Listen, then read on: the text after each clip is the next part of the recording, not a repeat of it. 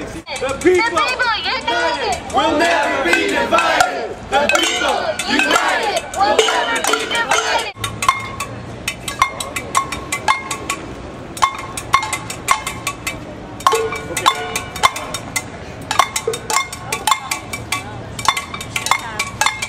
So I think we can all agree that we stand on the brink of an economic collapse, right? People see that every day. Dow's dropped 2,300 points in the last week, you know, and nothing's getting any better. And the politicians, their answer for that is to somehow funnel $720 billion or $800 billion. The number keeps going up and the requests keep going up for how much that money's going to be. But the idea is to push billions more dollars into the system that's already sucking out billions and billions of dollars, right? So that's their plan. That's what they think is going to somehow be a solution to this mess that they've created. And that $700 billion, that $800 billion, that $900 billion, those billions of dollars, those are going to the same corporations, the same lending firms that put us in this mess to begin with, right? We're talking about AIG, we're talking about Citigroup, we're talking about these lending institutions that created this crazy economy, this crazy shadow economy that ran alongside the regulated economy, and that basically destroyed everything that was going on in this country for the last 20 years, 30 years, right? They squandered it all away. And we're rewarding those people. We're saying it's okay that you lost billions of dollars to the US economy. We're going to give you that back with taxpayer money, and you're going to be okay.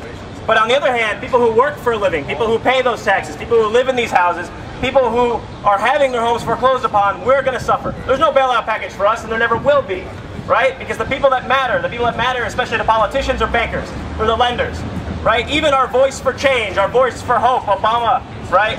His #1 campaign contributor is Goldman Sachs. And they're one of the main corporations that's pushing for this legislation right now, because they're one of the main lending firms that's going to benefit from the situation.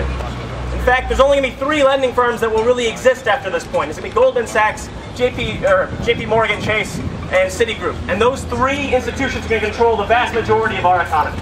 Right? They're going to control our lives. They're pushing for that, and that's what they're fighting for. So our solution is this, right? This is the beginning. We come together today, we come together on the street corner, we're going to bang some pots and pans, we're going to be angry, we're going to show our rage, right? Woo! I know I'm pissed and I'm tired of this. And the bottom line is that we can change things, but it's not going to be through lobbying politicians, it's not going to be through trying to apply pressure to these institutions like US Bank, which is owned by Citigroup, right? What we are talking about is building a grassroots response where we're going to look out for each other and we're going to build something worth fighting for, right? In our communities right now, as co-workers, as neighbors, we can build something that is worth fighting for and worth something that's so much more than this economic system that's collapsing around us right now. It's pretty obvious that our economic system cannot meet our basic needs. The politicians can't meet our basic needs. They're selling us out every second of every day with all these votes for these billions of dollars for these corporations, right? We have to look to each other. And the bottom line is the economy is not going to improve. It's not getting any better. And the only way that we're going to improve our lives is together, by talking about it, by opening dialogue, by all of us together here today figuring that out. We can only rely upon each other. We're not going to be able to rely on any politician, we're not going to be able to rely on any boss, any banker. It's going to be on us. And at the point that we get upset enough, at the point that we get angry enough, at the point when we decide that the power is in our hands, that's when things are going to change.